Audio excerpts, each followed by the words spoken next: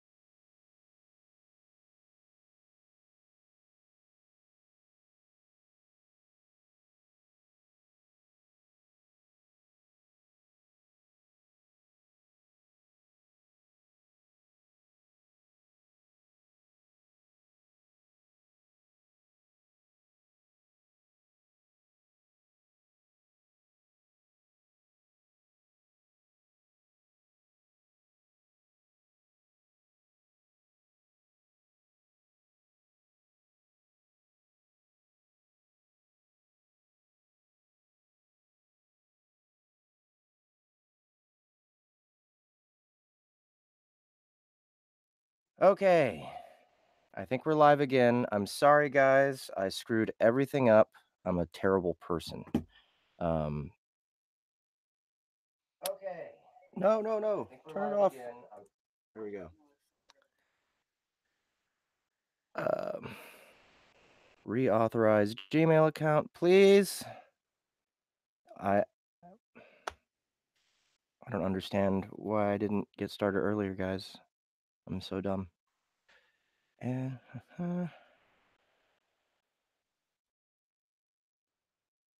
There's no typos in that. Damn it.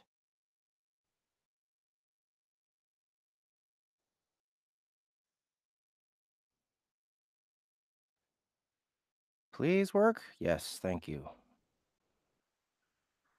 All right, now I can actually look for the scripts. Sorry about all that nonsense, guys, but now we are back at it. I'm ready to start a Sound Booth Theater Live with you guys. We got Justin Lincoln and Charles Dean gonna be dropping in with us shortly. But first, I'm gonna run through exactly what books we're gonna be reading for you today. I'm joined by the lovely Miss Annie Ellicott, who is doing something. I don't know. And let's see. Let me find our list of things. Okay, we're doing Eloria's Beginning. And I'll go ahead and screen. Well, I'm gonna pull up all of them on Amazon and or Royal Road.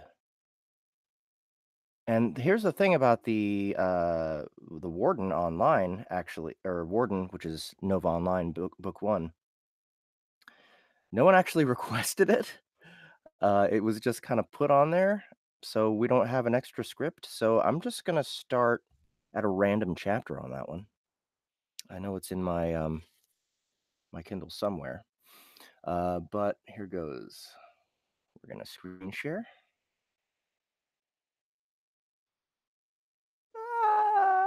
And this is probably gonna be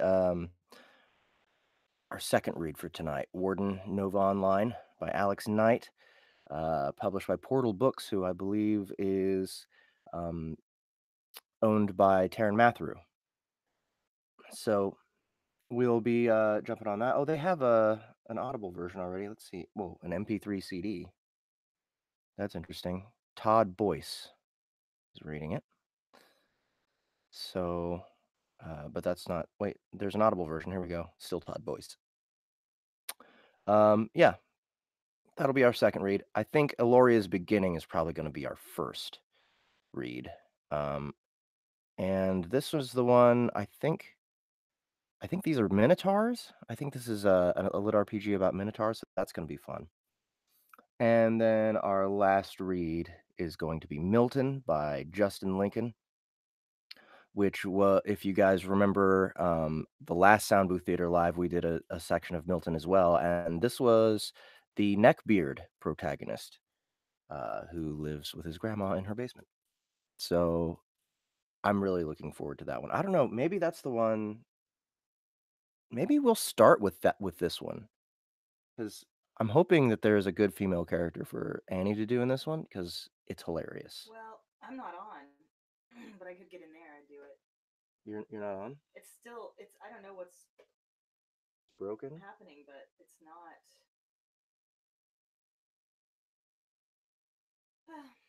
Yeah, Hmm. it's just still verifying installation. Okay. Well, maybe that's just how it's gonna have to be. Oh no.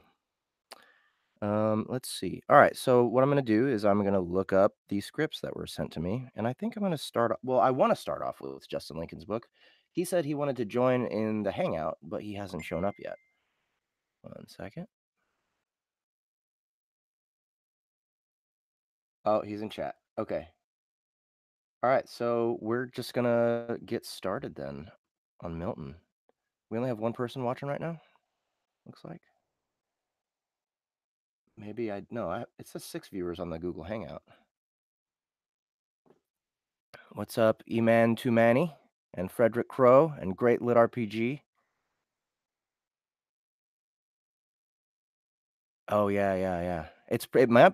Justin says that that's Justin Lincoln is the Great Lit RPG. He says the Eloria's cover reminds him of the Martyrs cover. It might be the same artist.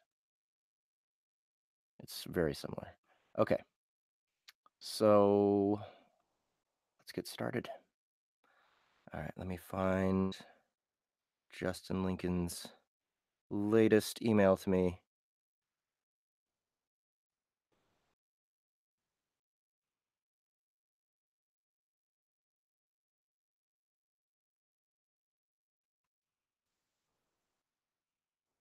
Maybe it'll be under Milton.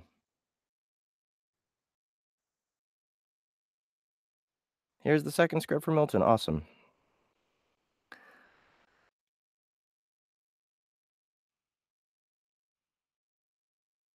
Okay.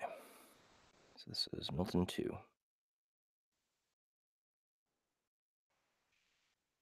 Any developments over there? Nope. I'll refresh again. Double click Google Voice set up in the download Technical window. difficulties. The window isn't open. Okay, so what's cool about this is that Justin gave us a summary of what happened last session, so we can go over that. Let me see if I can. I'm going to pull up the chat, make sure. Oh. Okay, so we made it through one chapter and left off in the middle of the second chapter. Milton survived an ambush at his grandma's house. She didn't make it, but his lifelong companion, Goldrin the elderly dog, did. Currently, Milton is standing above the basement stairs in Grandma's house. He just received his legendary katana and a quest to slay 5 scroungers. All right, we got new characters. Nico, the Hispanic middle-aged parlor owner, is always a step from violence. He is gruff and unapologetic. And Lorelei, The basic bitch. She sounds innocent, but has no qualms about fighting for her life or letting people know her thoughts. Anna, you up for some basic bitchness? Yeah. If it's in there. Okay, well, I mean, we can actually just use my computer. Okay. Here, clear off a little space there, and I'll go get my laptop, and we'll get this started. I'm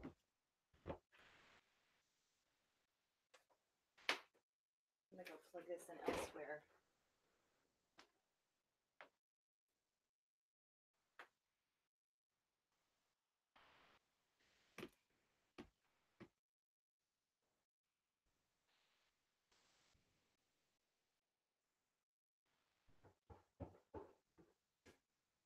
Bring the headphones.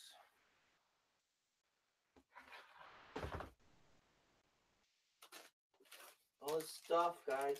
I'm sorry.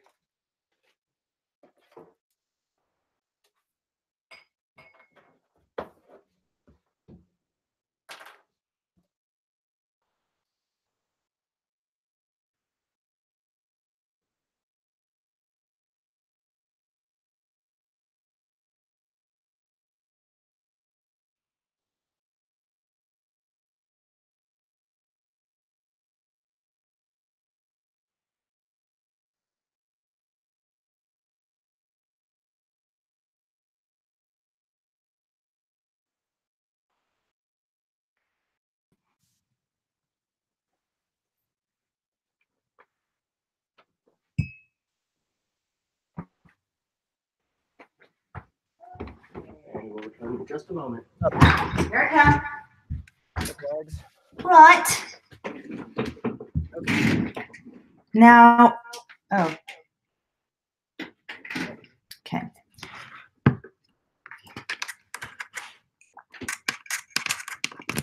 Hi, guys. Okay. Now unmute it. Oh. What? Where? Oh, I see.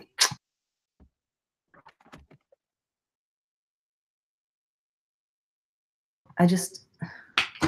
On the computer. Oh. There we go. Okay. Okay. And did you email me the script? I did not. Let me do that right now. Hi. Hey, folks. Thanks for bearing with us. Yeah, seriously, guys. Sorry This about is like taking forever on this. the best SBTL ever. Yeah, really. Okay, let's see. Forward. How do I forward? Really? Or delete all new what? There's not a forwarding option in this goddamn app.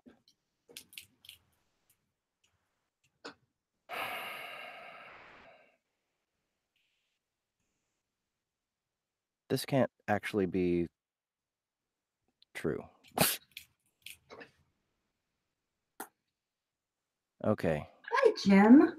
It's so great to hear from you. I had to answer even though I have to go right away because I'm doing a Facebook Live, but I'll call you back, okay?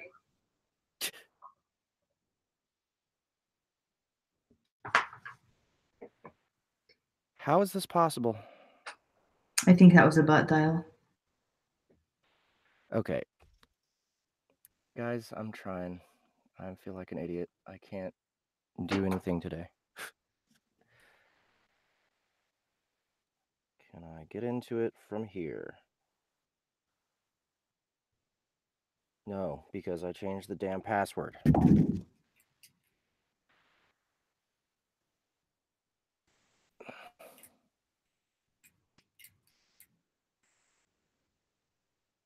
Respond? Oh, here we go. Cool, they hid the forwarding option. All right, you can check your Gmail, Annie. And the script should be in there. Come on, script. I wonder why we're getting an echo. I don't know. And I have no fucks to give. Here it comes. Now I'm just getting into basic bitch mode. Okay, good. That's what So SBTL, okay, I got 2 different ones. Sorry. Which one should I do? The 275 KB or the 549 KB? 549. Okay. All right. Boom. Was this his voice? I think this was the narration voice I was using.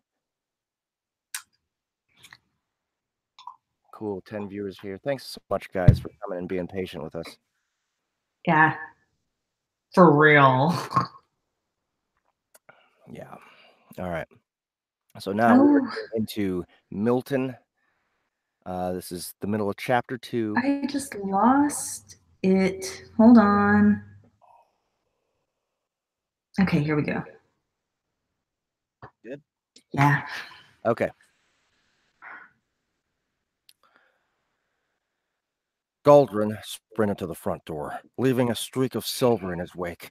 At least that was how I imagined it. The old dog actually waddled over slowly, sat down briefly to take a break and scratch his ear, and in general didn't move nearly as fast as required to create a streak in the air. It was all the same, though. "You want to go outside?" I asked the dog. But we were just outside. There's no way you have to go again. All right. That echo's killing me.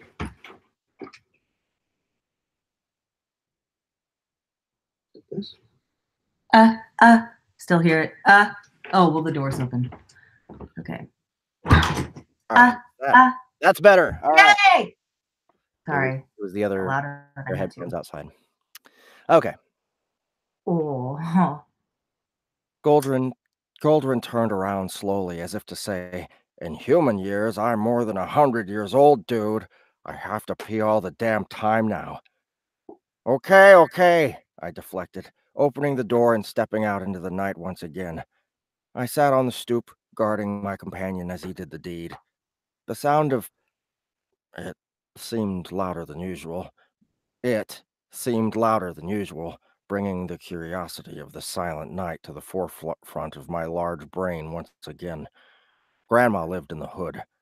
It wasn't always the hood, but she had never lived here. But she had lived here for so long that the neighborhood declined around her as the years went by. It never bothered me when I was younger, though, even when I lived with her.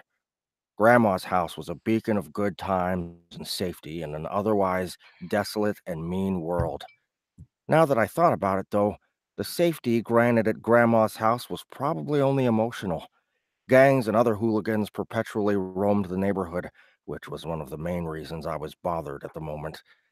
There should have still been gang members running around. In fact, I should have been in the surreal process of being assaulted at that very moment. Is everyone dead? I thought.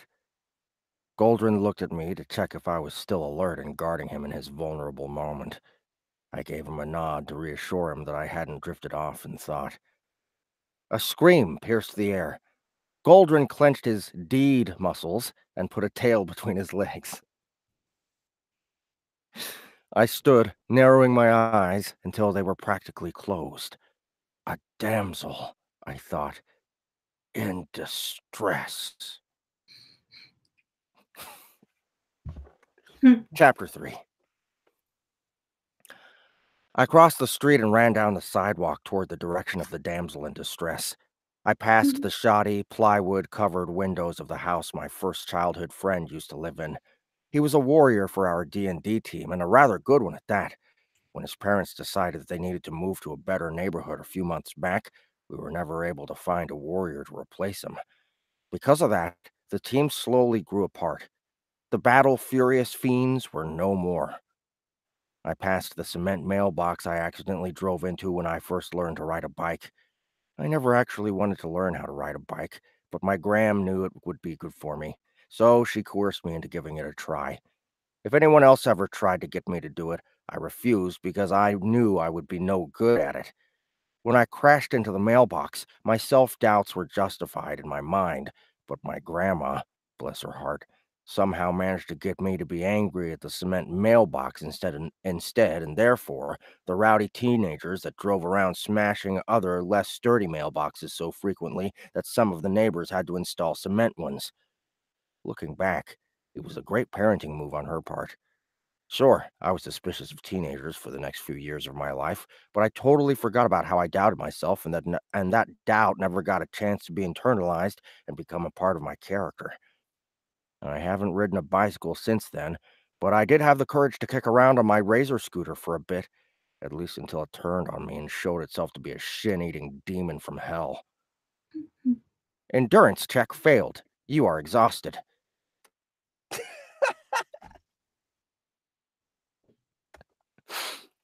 I keeled over in exhaustion. Gold. Actually, from now on, Annie, can You you want me to be do that? can you be our stat that endurance check failed?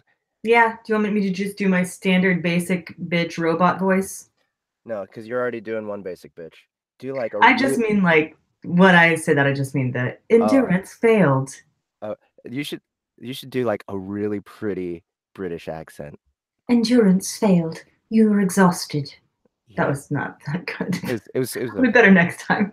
Yeah, I keeled over in exhaustion. Goldrin steadily walked up to me, barely out of breath. I looked at him accusingly, as if by the mere fact that he was keeping up with me suggested that I was a terribly slow runner. He wasn't wrong, but I didn't admit it. Another scream echoed through the night as I caught my breath.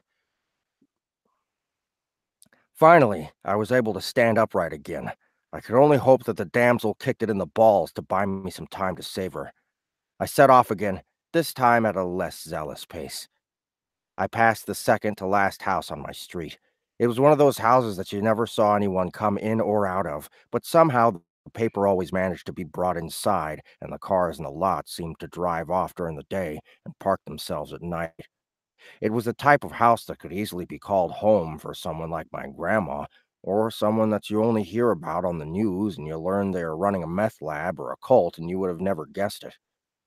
As my eyes left the suspicious house, they caught something odd on the main road that the street connected to. It was light. It wasn't coming from any streetlights or homes, though. In fact, all of those were completely dark. It was coming from the ghetto tattoo parlor on the corner. Its neon lights reflected off the semi-wet surface of the roads. It reverberated off of street signs. It blinded my eyes as they tried to adapt to the pitch black of my new world. The light was otherwise a beacon in the darkness that probably attracted everything I had tried to avoid for my entire life. People that got tattoos were not my sort of people. It wasn't that I thought I was better than them. It was just that 9 times out of 10 we didn't have anything in common, including tattoos. Now that the world was filled with monsters, though, I still had no desire to visit the neon tattoo parlor and its bright signs, but for different reasons. That light is going to attract all sorts of bad things, I whispered to Goldrin. He whined, conveniently reminding me that I was not the coward of the group. I stepped forward, officially making it onto the second street of my journey. I stepped onto the judgmental neon and realized in a mixture of horror and relief that the parlor had been looted, or destroyed, or attacked, or something. The neon signs portraying seductive women with artwork trailing down their long legs, guys with hugely muscly arms with anchors emblazoning the love they have for their mothers, and more hung crooked from the walls of the parlor. The neon tubes blinked and buzzed determinedly, not caring a bit about making noise and attracting monstrosities, human or not. Still, I was relieved to see some sort of destruction. It meant that I wasn't going crazy. The damsel screamed again, this time from much closer. I peeked through the glass of the parlor window and my eyes caught a blur of movement. I stepped closer to steal a better look. The neon lights that cast some parts of the room in brilliant colors and others in flickering shadows. In between glitzy greens, playful pinks, and radiant reds, I could see a man fighting another man. The first man had the second in a full mount and was raining down punches like a thundercloud full of jaw-breaking hail. The damsel, who was everything video games told me she should be, stood to the side, pleading the thundercloud to show mercy. He didn't, though. He just continued to punch the thing he was punching. On and on it went.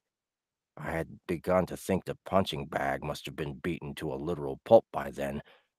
My mind whirled with possibilities. What if it wasn't a man at all? What if it was a scrounger? What if the man is going to fight the damsel next? What if the man is a scrounger? What if the damsel is a scrounger trying to trick... Brr? Goldrin asked. Right. Sorry, I replied. Thanks. I slowly inhaled the damp, polluted air and opened the door to the tattoo parlor.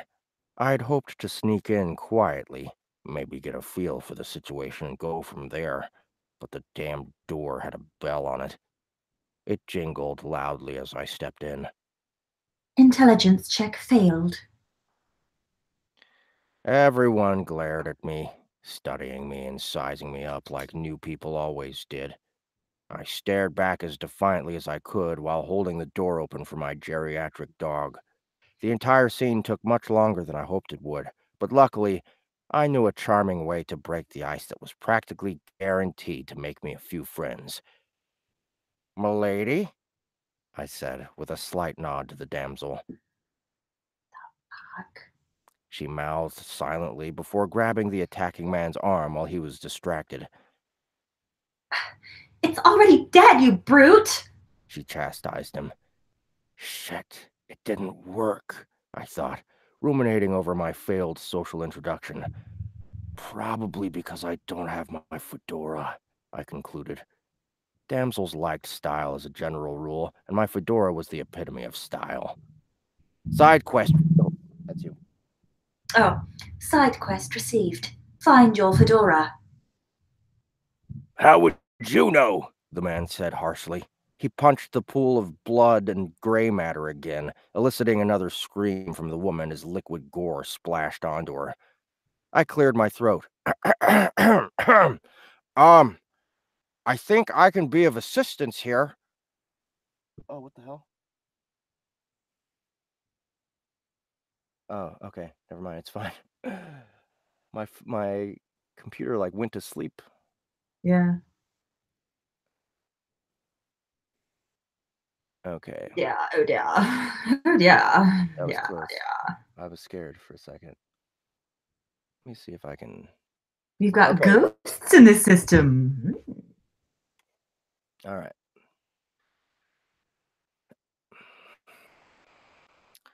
Where are we? Oh yeah. I think I can be of assistance here.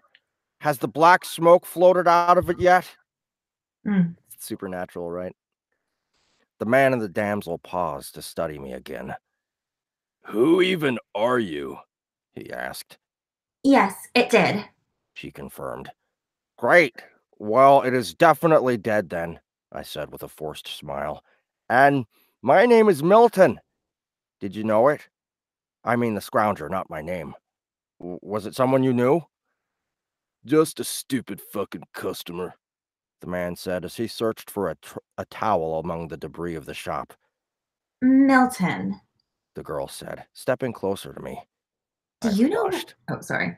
Do you know what is going on here? I tried to play it cool and not let the fact that I just had to kill my grandma show through my words. No idea. Well done. Cool as a cucumber, I thought. Well, what the hell are you doing here then? She asked coldly. I blanched, no idea how or when the conversation took a turn for the worse. Yeah, how do we know you're not one of these scrunger things? The man asked, turning his gaze onto me as he wiped the blood from his hands with a towel that had seen better days. Oh my god. Stupid advertisement. I shrugged. Moments before, I heard a soft jingle behind me and something hard smacked me in the face. It turned out to be the floor. Oh, strength check failed. You have been tackled to the ground. Greg Hansen attacks you. Greg Hansen attacks you. Minus 10 hit points. Critical strike. Fucking Greg, is that you, man? I heard the rustly parlor owner ask as I struggled to get my bearings. I turned over to my back and sat up, just in time to see Greg, a seemingly ordinary looking, if not a little wrinkly for his age, tattooed man, hopping up and down like a maniac. No, that's not Greg, I yelled in between heavy breaths. The parlor owner looked at me with a confused expression. You know Greg? Obviously not, I tried to warn, but Greg decided to give up the surprise on his own time and tackled the parlor owner. Another scream echoed through the night. I thought it came from the damsel, but it was entirely possible that it came from me instead. I couldn't be sure because I was too focused on charging the scrounger. I whirled my katana around impressively, moments before shoving it through Greg's back. For good measure, I pulled it out and pushed it back in again. For revenge, I twisted it, and just because it felt good, I pulled my katana out, whirled it around in the air like I did dozens of times before, and chopped Greg's head off like it was the top of a large water jug. It fell from the scrounger's now limp body and impacted the parlor owner's head with a soft thud. To his credit, though, the owner didn't complain or grumble. He merely stood up, spat Greg's blood from his mouth, and grabbed his gore towel like he had been head-butted by a decapitated. Merely, Decapitated. he merely stood up, spat blood from his mouth, and grabbed his gore towel like he had been head-butted by a decapitated head many times before and knew exactly how to handle such a situation. Quite impressed with myself, I turned to the damsel, expecting some sort of thanks, words of praise, or even a marriage proposal. It wasn't often that a woman proposed to a man, but I was comfortable enough with my masculinity and knew it wouldn't bother me if she did. A proud Bork was the only thanks I received. I patted my loyal companion and turned back to the damsel, slightly angrier this time. Her face was blank, as if she was staring through me. I waved my fat hands in front of her sleek face. She didn't even blink. I tilted my head in confusion and turned to the parlor owner, who seemed to be under the same affliction. Then suddenly, I was afflicted as well. Oh, maximum party member limit reached. Next level will begin shortly. Shortly. Shortly. Shortly. Shortly. I stared Shortly. Sorry. I stared at the rainbow-colored words blankly. They seemed to float around, mingling with the flickering neon lights of the parlor, but never approaching their level of realness. It was possible the words were more real, but it was subjective and depended on how focused or unfocused my eyes were. Level 2. Defend your party's home base. Round begins in 7 seconds. Shit, not again. Round begins in 6 seconds. Okay, think. Round begins in 5 seconds. Hey, let's grab some stuff. Round begins in 4 seconds. Barricade the door. Strength check failed. Come on, help me with this. Round begins in 2 seconds. Fucking amateurs. Round begins in 1 second. I readied my katana and assumed a fighter stance. Fight. The result. Was that one a little limp? Yeah, Fight. I Fight. like it. I Oh, like it. fight. Fight. Fight. The resulting silence was deafening. No one moved, except for Goldrin, who managed to catch his tail and was eagerly trying to send it down his digestive tract. A pair of veins on either side of my head throbbed in rhythm with my heartbeat. I slowly moved my eyes to the damsel, as if their movement would alert something of my presence. She was also in a fighting stance, which I found odd, but given the current circumstances, I didn't comment on it. My eyes swept across the room like a lighthouse that was powered by a quarter of the electricity it needed until they stopped on the parlor owner. He was tall, with a beard, and wore a tank top that showed off the artwork that seemingly covered his entire body. A look came over the tattooed man's face, a look that made him seem like he was going to talk. And, despite my subtle "don't" motions, he did. Man, ain't nothing gonna. Wait, that's not how I was doing his voice earlier. Man, ain't nothing gonna... An object crashed into the floor of the back room and clattered among other metallic objects before stopping. Moron, I thought, as the metallic noise turned into an organic one and stepped closer to the back door with a handmade employees only sign duct taped to it. Everyone stepped closer to greet the noise. Little did it know that it was going to receive a very warm welcome. One could say a 98.6-degree Fahrenheit welcome. The brass doorknob turned slowly. I poised my katana above my head, taking up the majority of the space on that side of the door, coincidentally, because of my body size, and not my heroic size. A fragment of a second later, the door exploded open and embedded itself into the wall by the doorknob. I gritted my teeth and chopped my katana downward with all my water jug destroying might as I inspected the intruder in front of me. Joe Suarez, level 41, human scrounger. Increase your inspect skill to see more information. Goldrin borked. My katana sliced through the air. The parlor owner started in surprise. The damsel screwed up her face in anger. A feminine fist rose through the air. I raised an eyebrow. Goldrin remembered how to growl. My katana fell further. The parlor owner finally realized what was going on and screwed up his face in anger as well. Joe Suarez's head exploded. My katana passed through where his head should have been and embedded itself in his body instead. A shining red light pulsed from the damsel's fist. Joe started to fall to the ground. Goldrin went back to chasing his tail. "What?" I said unconsciously. "In the world was that?" The damsel squinted her eyes impatiently as the parlor owner tackled Joe's body 5 seconds too late. She bent over to pick up the gore towel that lay on the ground. She was wearing yoga pants, a fact I didn't fail to notice. I felt some of the blood rush from my head. Did you? The damsel finished. "Did I what?" I asked, confused. Jesus, are you even listening to me? Sorry, spaced out for a second. The damsel stared at me for a long moment. She was either confused, disgusted, or angry. I couldn't tell. Women often felt all three of those things toward me, so I hadn't had much opportunity to study the subtle differences between them. Finally, she spoke again. I was saying it was my ability. You chose one when you leveled up, right? 3,000 word cut. Oh, wait. No,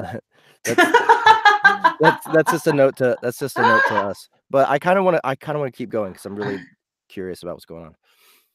I shook my head, as much to communicate with the damsel as to shock the images of my grandma's funeral from my mind. Well, have you reached level 2 yet? She prodded reluctantly. Oh, reluctantly, sorry. Well, have you reached level 2 yet? She prodded reluctantly. I nodded. She shook her head in frustration. "Okay," I said. "How do I do it?" Think about special abilities or something. I don't know. You're the gamer here. Figure it out. Another metallic clinking sound reverberated from the back room as I contemplated how she figured out that I like to play games. And hurry! She finished. Maybe she chose a psychic ability as well, I thought, excited about the potential abilities and skills I could learn. I mentally pulled up the rainbow text that crushed my grandma's funeral by waving it into existence with my hand. Crashed my grandma's. Oh, you have leveled up. Please choose an ability. Okay, I said. Abilities available are based on your fighting skills and your fighting style and attributes. Please select one. This option cannot be undone. Oh, shit. Inspect level 2. Uncovers the maximum health points and a single ability to inspectable creatures and items. Companionship unlocks pet abilities. Detect items. Items of use to you will be highlighted more often. I said thoughtfully. Hurry up, you idiot! the damsel said as she shoved an ink needle into the eye of a scrounger. Okay, okay, I said. The decision was easy to make, but still, you shouldn't rush a man when he is making such an important decision. Everyone knows that. You have learned a new skill. Companionship. Your pet has learned a new skill. Bork, bork, growl. What the? My thoughts were interrupted by a knock on the front door. Luckily, the damsel had enough presence of mind to lock it after the hulking figure that was me walked in uninvited. I inspected the brunette lawyer type standing politely outside and waiting to be let in. She was all done up in a respectable three-piece suit. Her hair was tied back into a tight bun, signaled that she didn't have the time to play video games and would not react well if I tried to talk to her about them. Brittany Conwell, level 33, human scrounger. Increase your inspect skill to see more information. No, thanks. We are closed, I told the scrounger, who immediately dropped her act and started jumping into the glass window, using the seemingly frail body of the tiny lawyer as a sort of self-battering ram. Crap, I thought in a moment of genius. We don't want her breaking that window. Following that logic, I unlocked the front door to the parlor and let Brittany in. She walked through the doorway in a hurry to murder or sue everyone and didn't even realize that she walked right into my katana until the buttons on her jacket reached its hilt. Brittany looked down in surprise. That surprise turned to anger. And before I knew it, she was clawing at my face with her manicured nails. I thrashed my head around and couldn't help but get the feeling that she was aiming to claw my eyes out. That made me thrash around harder, but thankfully I had enough presence of mind of my own to tilt my katana upward so she couldn't unstab herself and get away. I bumped into a wall and caught a glimpse of two more everyday clothed scroungers enter my home base. Dang it, I thought, realizing I had no other option than to completely ruin Brittany's comely face with my greasy forehead. I tilted my head back and slammed it forward with all the momentum my neck muscles could muster, which was an impressive amount considering that my neck muscles carried my huge-ass head around all day. My forehead collided into Brittany's general face area with a sickening crunch. The weight of my katana became too much, so I let it tilt downward. Brittany slid lifelessly to the floor. Oh, strength check failed. Congratulations, you have defeated Scrounger. Before I could wipe away the rainbow words that violated my reality one after the other, I was knocked to the floor. Luckily, the sound of my considerable bulk crashing down was enough to alert my party members of my position, which was prone and in danger of dying. I inspected my party while they saved my life, the damsel with her explosive punch ability and the parlor owner with his apparent lifetime's worth of experience being violent. Whoa. Wait, where am I? Oh, Lorelei, level 23 human, level 2 survivor. Nico, level 47 human, level 2 survivor. The two humans made short work of the remaining scroungers, allowing me to get to my feet under pressure from their judgmental eyes instead of under pressure of being attacked. I wasn't sure which one I would have preferred, What did you choose? Lorelei asked me. I dusted off my baggy jeans and replied, "A companionship skill. I think it allows my dog to learn abilities." She swore. Please tell me you have another dog with you, like an untrained pit bull or a giant Great Dane or something. I looked to Goldrin lovingly. He whined and curled up into a cute ball of fur. I considered explaining that Goldrin was a great pet, but what could I say? I'll have you know that he has already learned the famed Bork Bork Growl skill. Mm. That probably wouldn't go over well, so I deflected instead. What did Nico choose? How do you know my name? Nico asked, his face verging on that of a psychotic paranoid's. I learned the inspect skill, I replied coolly. Lorelei asked me what that was. I explained patiently, and the conversation turned to an examinatory one. In the end, Lorelei and Nico ended up teaching themselves the inspect skill as well, and finally gave me the respect I deserved. I guess you will be some help after all, Nico said by way of thanks. I nodded before following up with my question that was conveniently ignored. Nico, what did you choose for an ability? Lorelei sat down onto one of Nico's tattooing chairs and rolled up her sleeves. Nico pulled out a portable tattoo gun that I could only imagine ran on batteries and turned it on. The distinct sound of the tiny needle blurring through the air set my teeth on edge. You'll see, Nico said with a deranged smile. If nothing else, that smile was enough to make me reconsider laying down for some quick shut-eye. And that's that. So that's Milton, guys. Justin, Lincoln, thank you again so much for that. I really like this story because I really like narrating as a neckbeard. The jowls, like I love practicing the jowly voice. Actually, now that I'm thinking about it, this sounds kind of like Mr. Plinkett. I don't know if you guys ever watched Mr. Plinkett reviews. Yeah, so dude, keep requesting if you want, and if you can get the votes, we'll keep doing this. Yeah, I think Annie, did you have some stuff that you wanted to take care of? Yeah. If your other stuff doesn't require a female. I mean, I don't know. I haven't looked at the script, but if you want to go off and do. All right, I'll do the thing. Bye, guys. Thanks, Annie. So now we're going to move on, I think, to Warden, Nova Online. And as I said before, I don't really have a legit request for this one. So let's see here. Here we go. Switch that one out.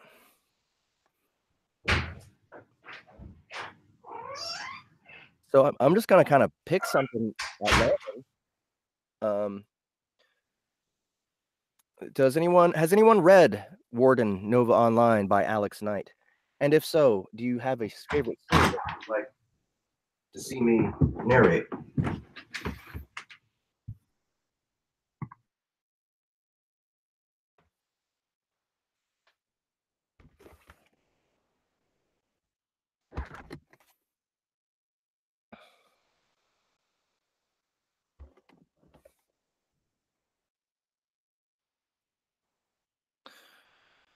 Okay, let's see here. I like how Danny told us that he has not read it. That's not helpful, Danny. We would have just assumed that you haven't read it if you just kept your mouth shut. I'm just kidding. You're trying to be helpful. How about chapter 12?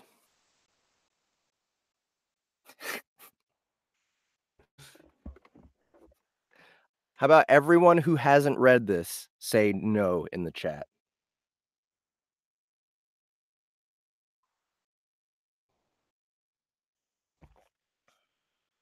I think that's a good rule. Okay. 12 is a solid number.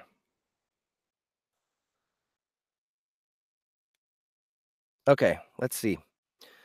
I want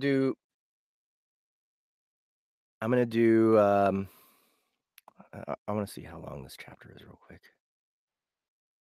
If I remember correctly. Yeah, this guy's pretty tight with his composition.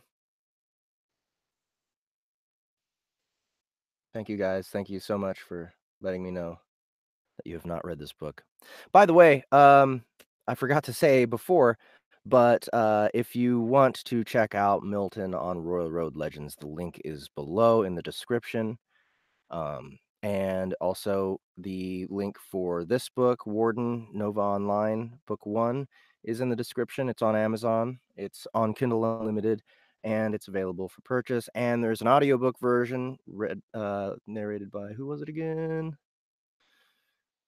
Todd Boyce. I don't think I've ever listened to him, so I can't remark on whether or not he's good.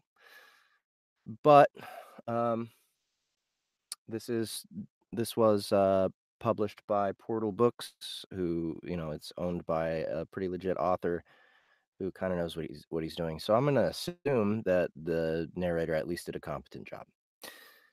And yeah, so enjoy chapter 12 of Warden Nova Online, book 1 by Alex Knight. Chapter 12. Down in Hangar Bay 1, a sergeant pointed to the first ensign squad ahead of Caden, Zelda, and Titus.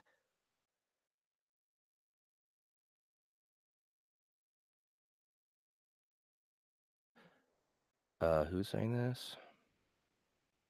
I'm gonna assume it's like a drill sergeant or a sergeant or, an officer type dude.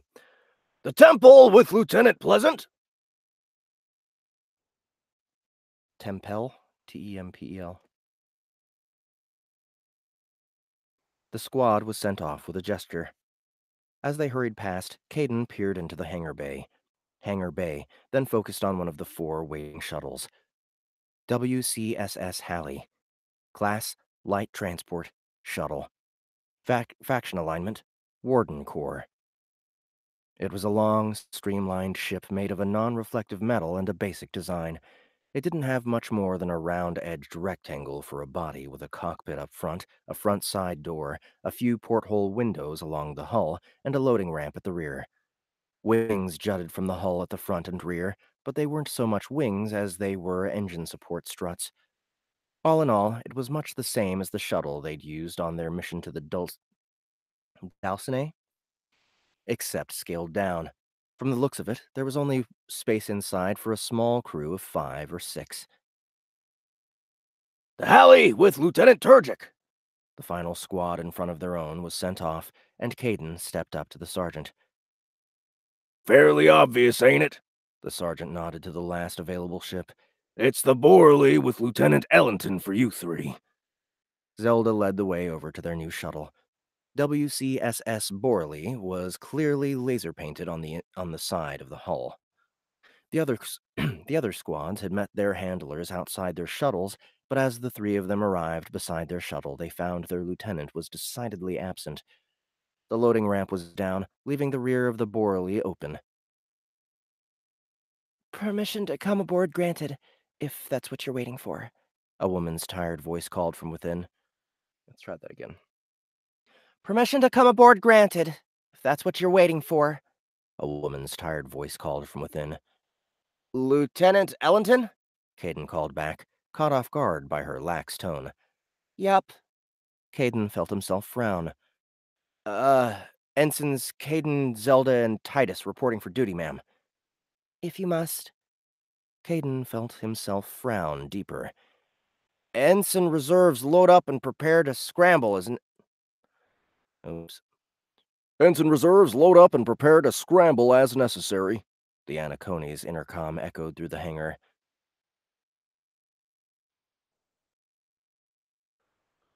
You heard the intercom, lady, Ellington called from somewhere in the ship. Get up here and grab a seat. Pray we're not needed today, and maybe we can all catch a nap or something, you know?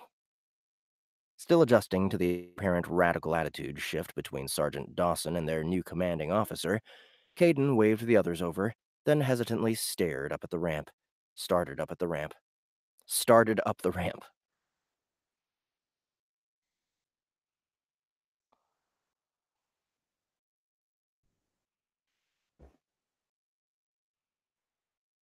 This is Warden, Nova Online by Alex Knight. Let me try this whole sentence again. Still adjusting to the apparent radical attitude shift between Sergeant Dawson and their new commanding officer, Caden waved the others over, then hesitantly started up the ramp. The inside of the Borley was the same dark matte metal as the exterior. It was punctuated here and there with storage lockers, supply crates, and seats strapped into the wall. As Caden moved further in, an equipment locker on the left gave way to a rack of bunk beds set into the wall, stacked 4 high. When he reached the cockpit, he found the pilot and co-pilot seats were empty. Where was their lieutenant? He turned back to Zelda and Titus and shrugged. Excuse me for asking, Lieutenant. Caden said, still trying to figure out where her voice had come from. But where are you? Ah, right. A ceiling panel popped down an inch, then slid to the side of a near-hidden trackway to reveal a cargo net holding some sort of bundle of equipment. The net lowered out of the ceiling, and Caden realized it wasn't holding equipment at all. Lieutenant Ellington gave them a lazy salute. Ellington, Warden Lieutenant. Class, Blast Warden. Faction, Warden Corps. Level, 15.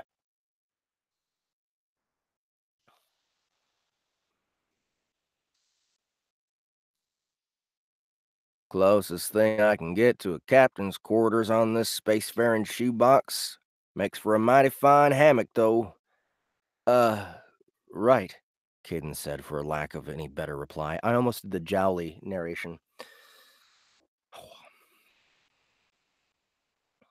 He wasn't exactly sure what he'd been expecting their lieutenant to look like, but whatever it was, Ellington wasn't it. Her uniform was ruffled and baggy, an impressive feat considering clothing in-game seemed resilient to wrinkles, and she wore a short-billed military cap on her head, tilted back such that the bill was almost straight up in the air. Her avatar placed her somewhere in her 30s with shoulder-length blonde hair that was buzz-cut short above her right ear. Her eyes were hidden behind a thick-rimmed pair of reflective sunglasses. Caden wasn't sure what made the glasses more unnecessary, the fact that she was in space, or that she'd just been apparently napping in the Borley's hold. Reaching a hand to her face, she tipped her sunglasses from a touch and gave Reaching a hand to her face, she tipped her sunglasses down a touch and gave Caden and the others a quick once-over. You three are far too tense. Grab a bunk, take a load off.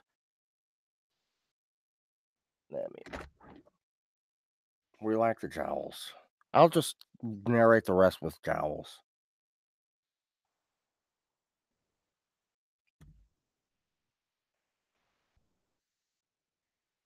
This is not Eloria's beginning, this is Warden. Warden, Nova Online.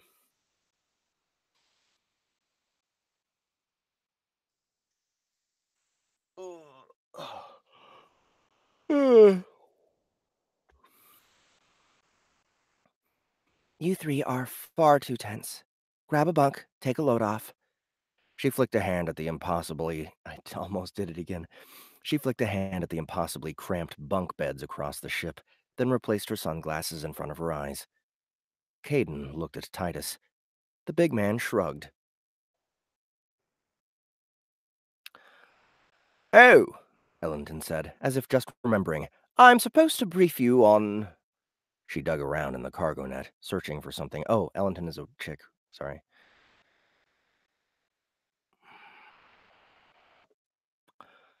Oh, I'm supposed to brief you on... She dug around in the cargo net, searching for something. Oh, She continued, searching. 1 minute. I just had it. Considerably longer than a minute passed as she dug around in her cargo net hammock. Cargo net hammock? Aw. Oh well, I'm sure it wasn't important. Zelda frowned at that.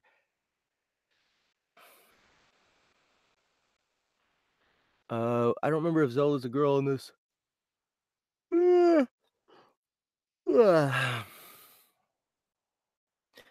Actually, are you sure you don't have it somewhere? We might need... A blaring alarm went off in the hangar outside, and the orange flashing lights on the walls changed to blue.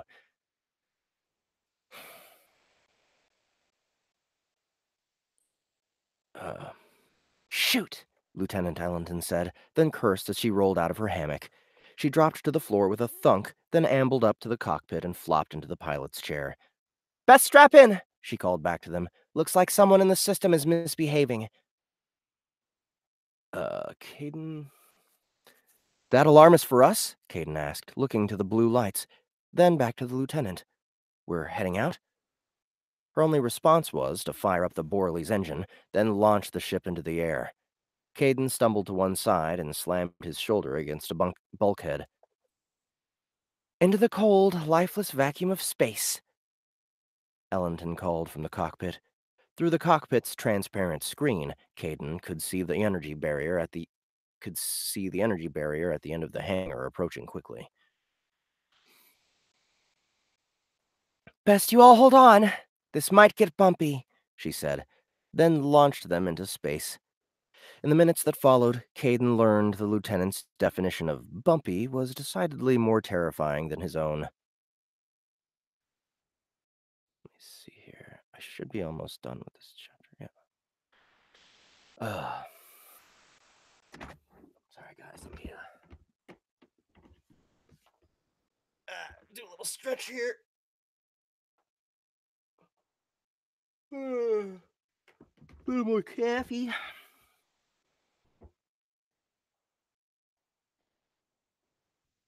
Maybe I will stand instead for a little while. A little bit of tea.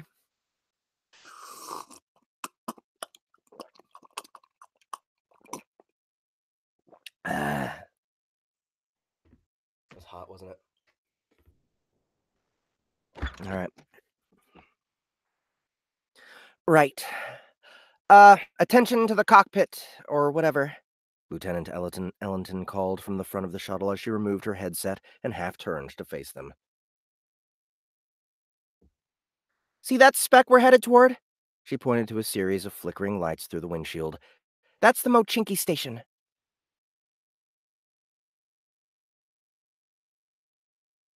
Squats with triangular weights. Oh, I'm blocking the camera. Doofy.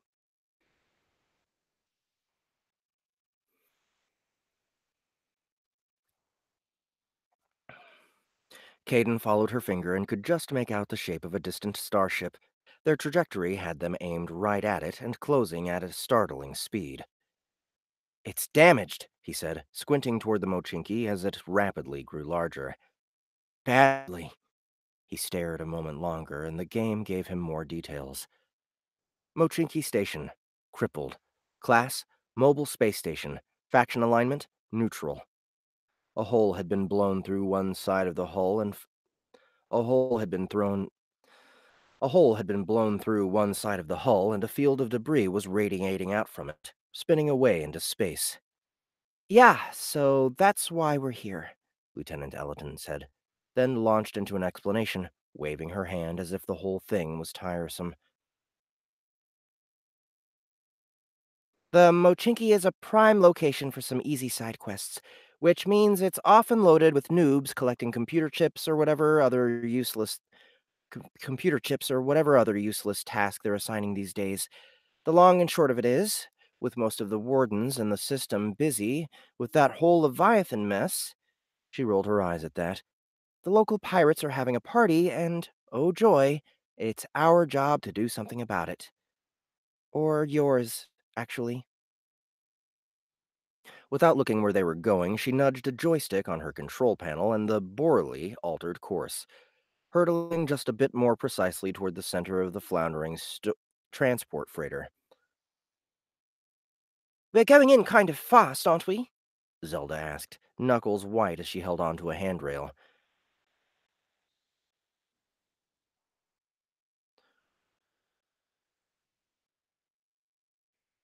Once first-time players were on the Mochinki when the pirates put a nice big hole in its side, continued Ellington, ignoring Zelda's words completely. Now they're trapped there, whining for help and interrupting what was otherwise going to be a pretty sweet nap for me. Command wants you and the other reserve ensigns to board the Mochinki. A couple of veteran squads are already dealing with the pirates, so all you have to do is find the noobs and get them out safe. Get them out safe. Quest: Rescue trapped players on the Mochinki station.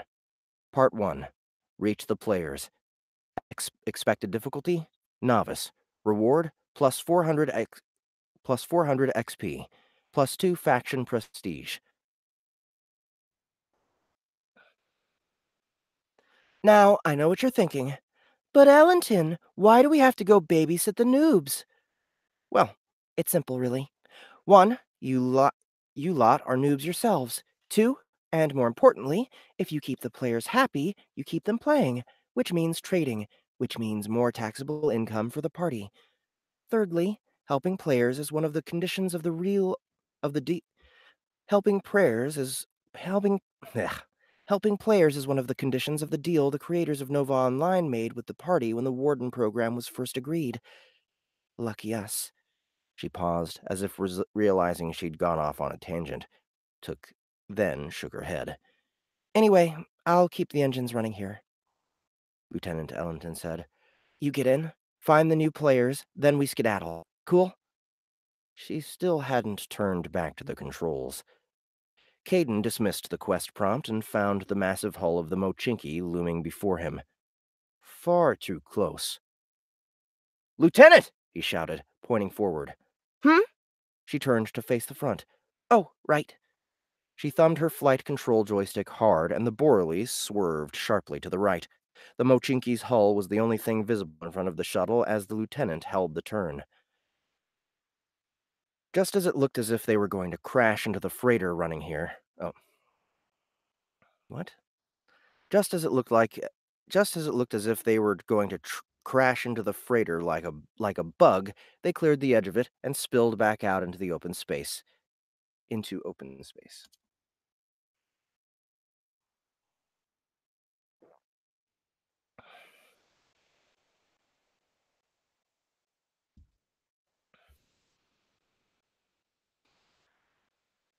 Phew, that was close, the lieutenant said as she guided the Borley into position behind another Warden shuttle.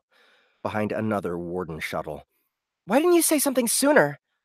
Before Caden could answer, a distinctly torpedo-shaped blur zipped past their cockpit and slammed into the shuttle in front of them. The explosion rocked their ship and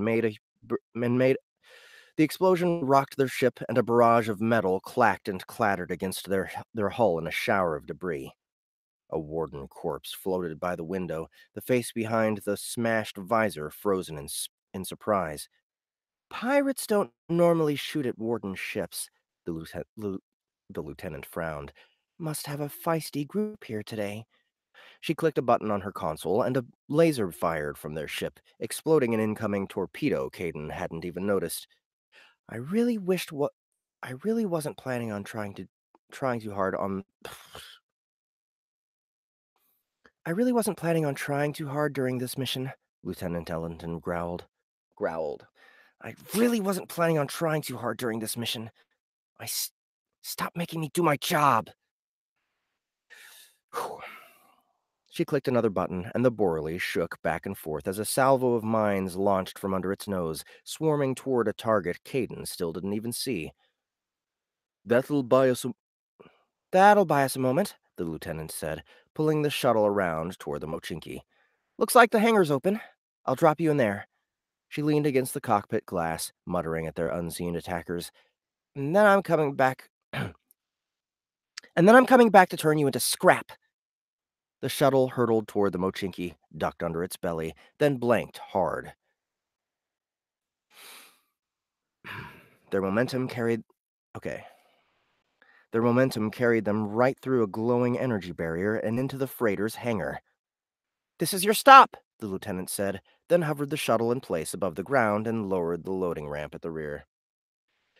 Go rescue some noobs. Whew. When you're tired and it gets warm in this booth, yeah, that's a bad combination. All right, so that was Chapter 12 of Warden Nova Online by Alex Knight. Thank you to whoever requested that one. I did it one more time earlier, so make sure to subscribe to our channel. Go check out our channel, look at all the back catalog. I think we have 144 videos on the channel now. And this will be 145, I suppose. So yeah, find if you're interested in Warden, maybe check one more time. Check one more SBTL, see if that scene got you going. But anyway, last but not least, on to Eloria's beginning. Times it. All right.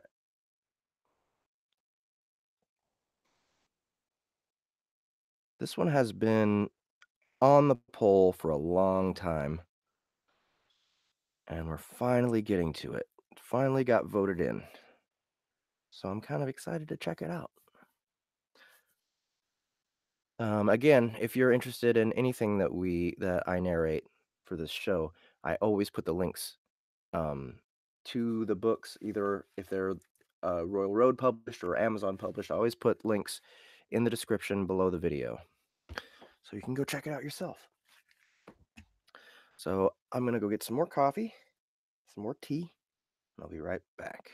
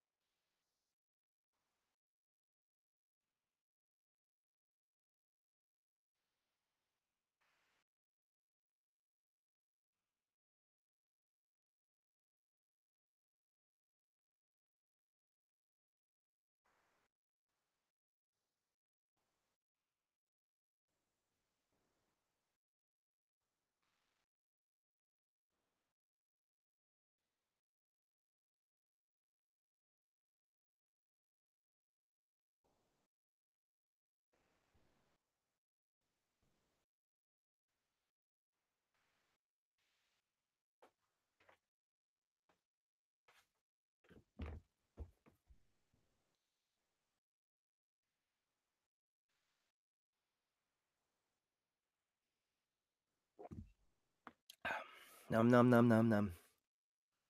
Wakey medicine. So I didn't get any sleep night before last. Literally like 1 hour, 1.5 hours. Just couldn't get to sleep. Then last night, my mom had this raging Halloween party at her house. Annie and I went over there and got wasted.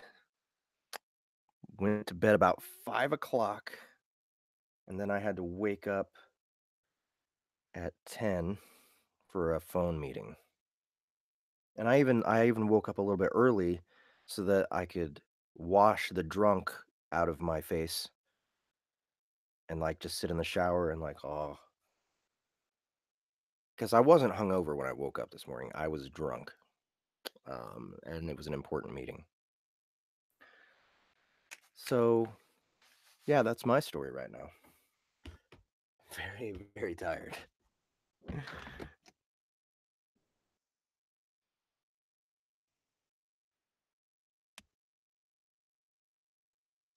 New Hades, what's up?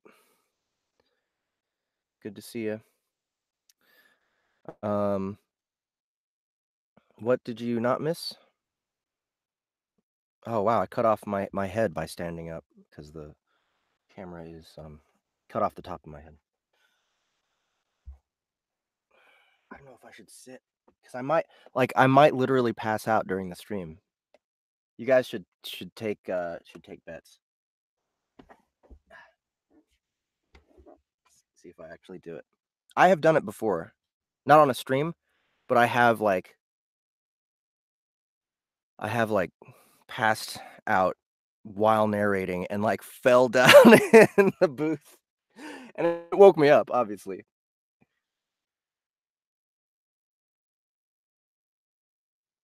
Kathy?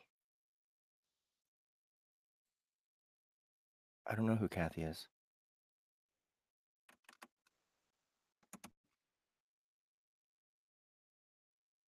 I would just watch you while you sleep. That is creepy and endearing at the same time. Thank you. Ah, now I'm blocking your view. The damn. Let me tilt it a little bit. Maybe that'll work. I'm getting the pompadour going on with my hair. Not acceptable. Need to get a haircut soon.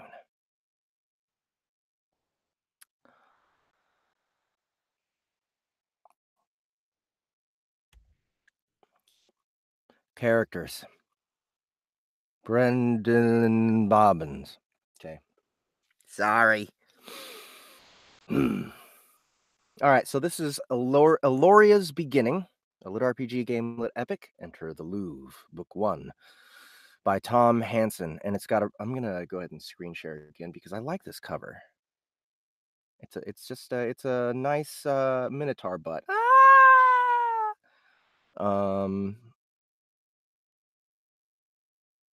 It reminds me of The Lion King with a minotaur's butt instead of a lion.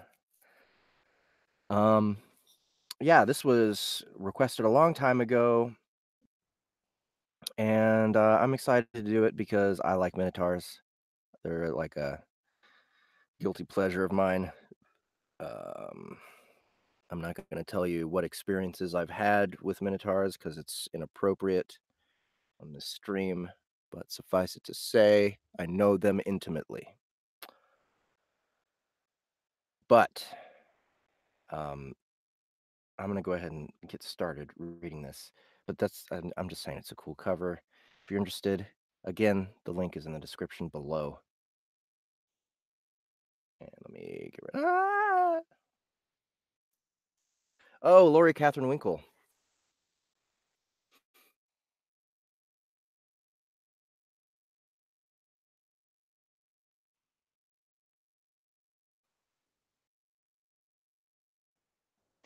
Yes, she is. She narrated Greystone Chronicles and what else? One of the witch's concern. A Witch's Concern. She's done voices for a shit ton of our stuff. But damn it, doesn't she have? Oh no. There's another book that's gonna come out very soon that she did not narrate. She didn't narrate it. Is what I'm saying. It's not Lori that narrated that book that's coming out. I could have sworn there's something else though that she did for us. Maybe not. Maybe it's just Greystone. And that's just the first one. So, okay.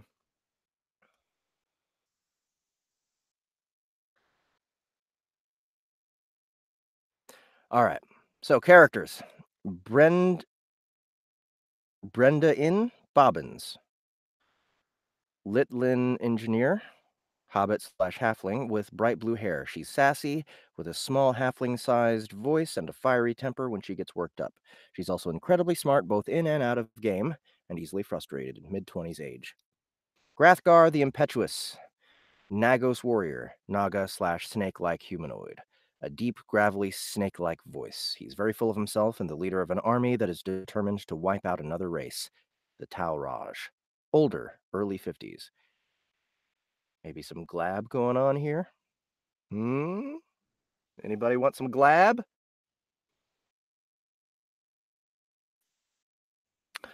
Litlin NPC 1. Small male hobbit-sized voice. Timid when he comes to deliver news. Younger, maybe late teens. Litlin NPC 2. Small female hobbit-sized voice. Sure of herself as she's piloting the Zeppelin. Older, maybe late 20s. Harry not Litlin with horns found under the machine. Actual name, Scarhoof. Minotaur who used a potion to make him look like a Litlin so he could sneak on and disable the machine. His voice normally is loud and booming, but shrinks when he's under the effect of the potion. He's older, 40 years old. Okay, it looks like this is third person. Brenda Lynn. Okay, Brenda Lynn Bobbins.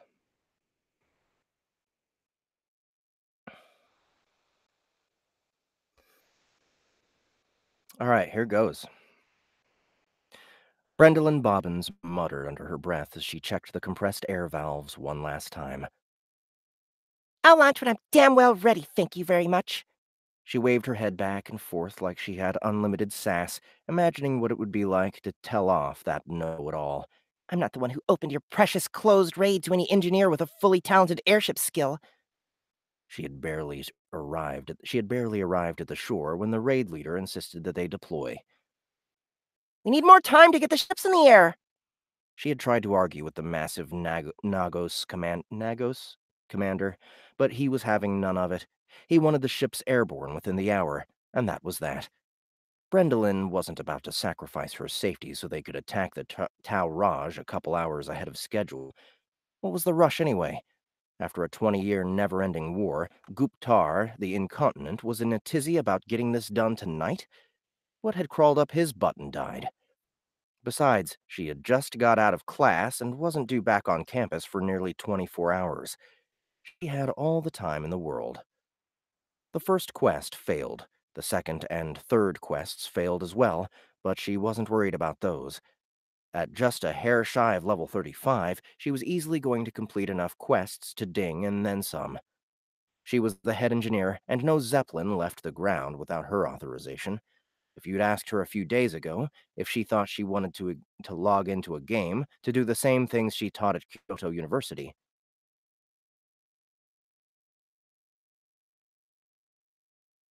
she would have told you were nuts. She played games to get away from real life, but somehow being a Litlin engineer was the most thrilling thing in the world to her. At school, she was the most junior instructor, having only been hired that semester. She was still on probation.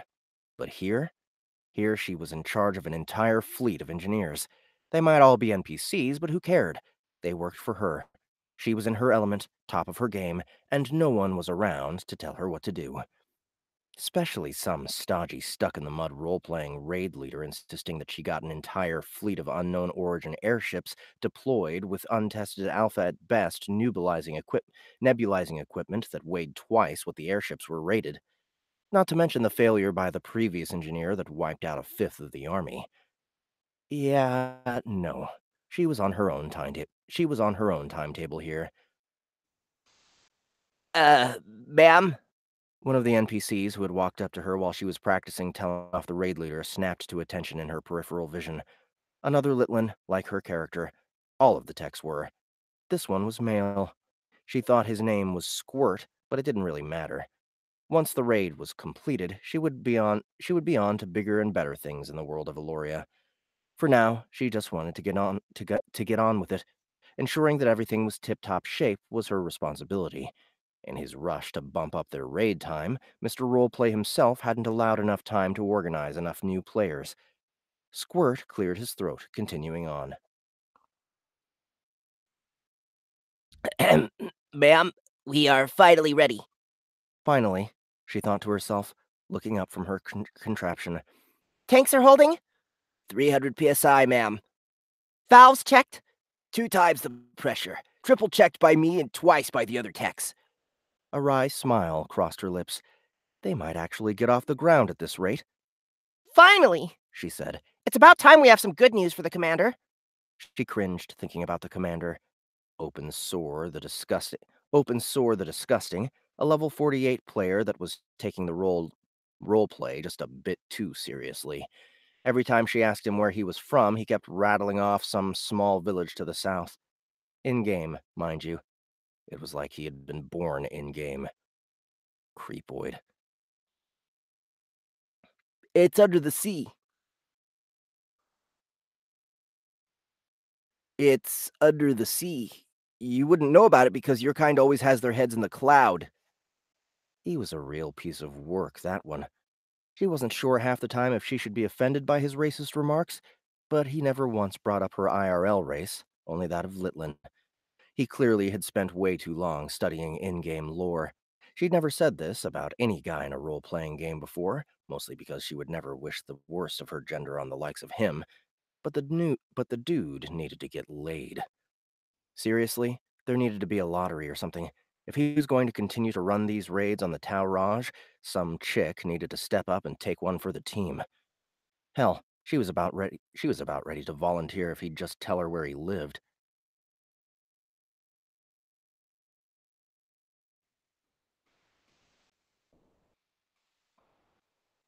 Brandolin Bobbins of the South Fernstown Mecco Guild? He greeted her with his expected over-the-top, exaggerated manner, biting his B's and extending his S's like the rest of the NPCs all did.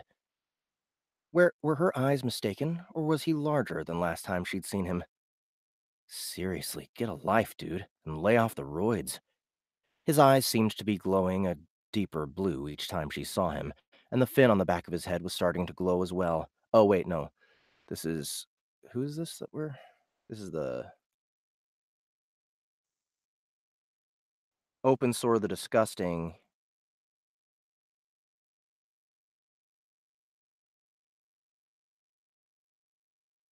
Okay. It's under the sea. You wouldn't know about it because your kind always has their heads in the cloud.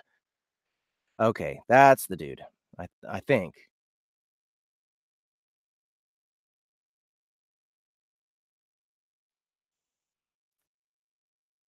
No, that's Grathgar the Impetuous. So who the fuck is this?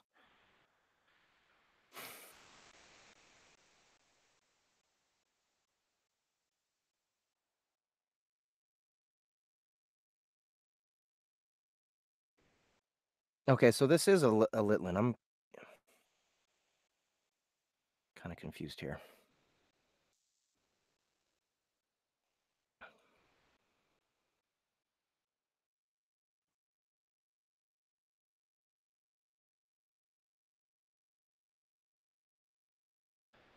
Who's talking here?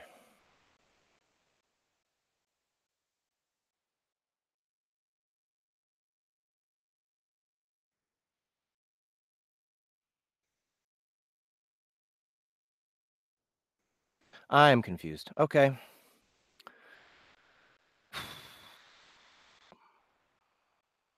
I'm just gonna do the snake voice. Here to give more bad news? He constantly slithered back and forth in front of his tent, not in it like a normal leader would, but in front of, for the whole camp to see. Behind him, the whole of the Nagos army stood at slacked attention, like they had been doing for hours since she arrived via portal. It wasn't her fault the previous guy had done a shitty job on his prep work and the first Zeppelin deflated as it tried to take off. Crashing and catching on fire is usually a bad thing with airships, but this one, with its precious top-secret cargo, had sprayed its payload all over the maintenance crew and most of the supplies they had brought over. Oh, and nearly 1,000 of the troops, all of which were either badly scalded, went berserk from whatever juice they had in there, or died in the fire. 1,000 lost troops and over 200 engineers, most of which were players who were now starting back at level 1. And yet he thought it was a good idea to replace 1,000 seasoned players with 2,000 NPCs? He needed to understand that his impertinence was what caused the last accident. Besides, there was something unnerving about using in-game chemical weapons against others. It seemed to mirror real life a little too much. Her people understood what it meant to have weapons like this used against them. It wasn't something she took lightly. What was next? In-game atomic weapons? A shiver ran down her back. We are finally ready. The valves have been pressurized, and everything else has been double-checked. Miraculously, he stopped his slither pacing. Good. So finally we have progress. By the trident of Van Rockdor, maybe we can start this invasion with proper aerial support. I will hold you personally responsible if anything should befall my army again. Spread its payload juice.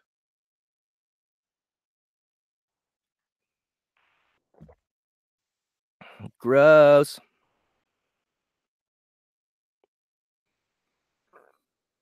She'd had enough. The rage that had been building inside of her for the last grueling hours with his constant interruptions had done her in. It was time to lay into him, regardless of their difference in size. Now you listen here, slack bore the wanker or whatever you call yourself. All the delays were because of you, because you forced the previous engineer to rush, to not take his time. She was hopping mad at this point.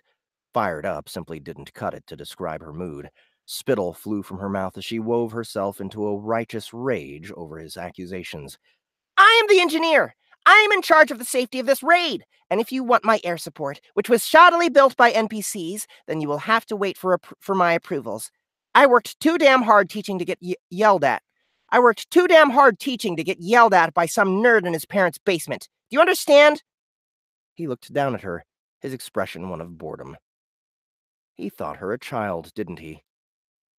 She felt the rage boiling inside of her yet again, ready to unleash it on him when he said, My commendations. Let us get airborne. With that, the new Nagos battle commander, Rathgar the Impetuous, slithered off, barking commands at his generals to begin the attack. She stood there for a moment, watching him slither away, the groove left in the soft red sand wider than her entire body. The air shard that stood a dozen meters away hummed, filling the silence as she tried to process what had just happened. Suddenly, the mass of overturned ships that was the Nagos camp felt confining. Let us get airborne, she replied, followed by sticking her tongue out and flipping him the bird. She doubted he would even recognize the gesture if he bought this role-play shit as much as he had.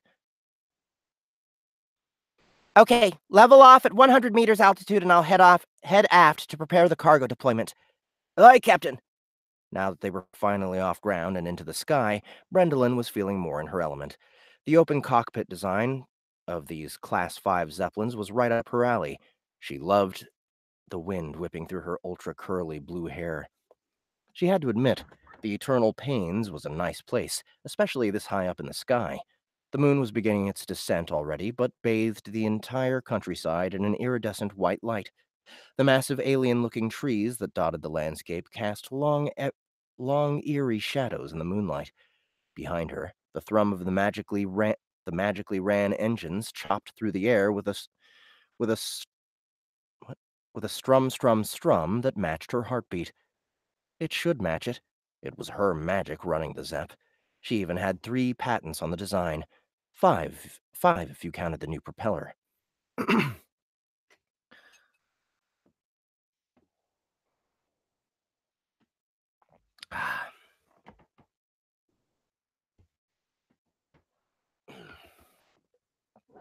staying awake, guys. It's pretty cool. She climbed up the ladder from the cockpit on the bottom of the vessel and wriggled into the cramped cargo hold, tucked just under the massive ballonet that kept the ship aloft. The dispersing mechanism took up most of the cargo bay.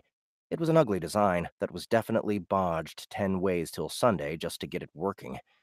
Once this was over, she wanted to redesign the mechanism and see if she could sell it around Eloria. Taking a break from fighting to become a vendor sounded like a nice break from the grind of the game. She chuckled to herself. 5 days in, and she was already getting bored of the gameplay enough to take up the life of a saleswoman? Didn't matter, though. This AI-driven game allowed you to pretty much do whatever you wanted in-world. Want to become a master painter and just sell your art by a roadside? She'd met 2 of them already. Submarine operator, book printer, cobbler. Hell, she'd even seen a mafia-run lemonade stand business that had recently bumped off all the competition in the Vulcan lands. They supposedly even had some of the best healthcare plans in all of Eloria. Maybe she could settle down there after this raid was over. A Latin mechanic's stubby legs poked out of the underbelly of the machinery in the cargo hold. She glanced at him briefly when he came up to the ladder and was able to see him studying the underside of the weapon. He was pretty cute, if she had to admit, with long, straight black hair hanging down to his waist. He was muscular, too, for such a little guy. She didn't think she'd seen any Litlin NPCs as beefed out as this dude was. Maybe he was a player? It was hard to tell sometimes with how sophisticated the AI that ran that game was. Unless you noticed their repeated actions or were clued in via their odd speech patterns, it was difficult to tell everyone apart. This guy's movements were calculated as he looked over at the equipment. Definitely a player. A sudden desire to flirt overcame her. She'd been without a boyfriend for so long she almost forgot what a good toss in the sheets was like. A flash of what it would be like to immerse herself fully into this AI-driven world coursed across her mind. Scratch her retirement plans. She wanted a harem. Maybe she could be a madam for an all-male brothel? He was underneath the equipment now, so she couldn't quite see his face, but he had a thick black beard that looked rather striking against his dark brown skin. Strange. She'd never seen a Litlin with this dark of skin. That was when she noticed his tail, and her little fantasy of making out with this guy after the raid turned into concern, worry, then outright terror. Seeing a Litlin with darker skin was one thing, but she knew she'd never seen one with a tail. Who are you? Her mind raced, dreaming up rationales to all the reasons this didn't add up. The not Litlin scooted himself out from under the monstrous machine, wiping the grease and dust off his hands. Were those horns poking out of his hair? She blinked, not quite sure what she was looking at. He looked like he was a product of Litlins and Tauraj. He looked like he was a product of Litlins and Tauraj. Was that even possible? The male Tauraj were huge, and the thought of something that huge. Who are you, and what are you doing here? Worry flashed across her mind, along with 10 different ways this situation could go. She didn't like any of them.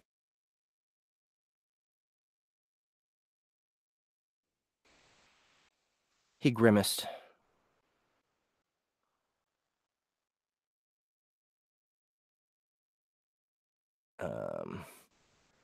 I'm afraid there's an issue with this machine, ma'am.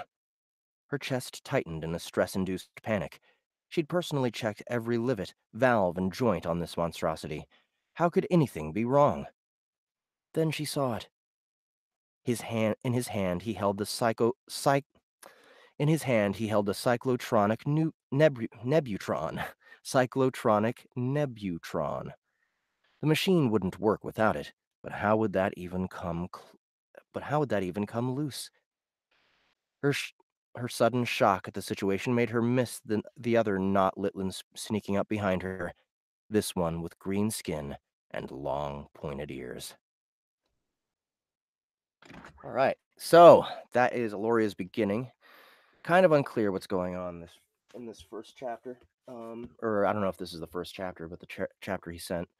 Kind of an interesting, no-nonsense main character. I wanted to see a little more action though, but that's okay. Or more characters. But thank you to Thank you to Tom Hansen for requesting Eloria's beginning. If what I read interested you guys, make sure to check the description down below. If you guys are new to this channel, if you're new to Sound Booth Theater Live, please subscribe to the channel, and if you liked it, that is, please subscribe to the channel, hit the bell if you want to get notifications for when a new episode is about to air. And yeah, check out all the links in the description. There's links to all the books that I read today, and there's links to the Facebook groups that we frequent, that my company frequents for GameLit and LitRPG, and also our own Facebook group where you can vote on what gets read next time for Sound Booth Theater requests only. And also, we have our Discord link down there. Speaking of Discord, Charles Dean and I will be in the Sound Booth Theater Live Discord server, in the SBT Crew narration channel. And I will be narrating, the prologue of War Eternus 4, which is not available on Kindle. He hasn't even finished writing the book yet, but Charles wanted us to start recording this book one chapter at a time, 1 week at a time, as a sort of promo thing. And what we're going to do is we're going to do it on Discord every week. So come hang out with us. Come, join the Discord server. Bring your friends if you know they're War Eternus fans. Tell them what's up. Tell them that they can get a sneak peek at the book, the entire book. I'm eventually going to be reading one chapter at a time. So, yeah, come to the Discord server, join us, and yeah, that's about it for this show. Thank you guys so much for hanging out, for putting up with our technical difficulties at the beginning, and for not making fun of me too much for basically falling asleep in this booth.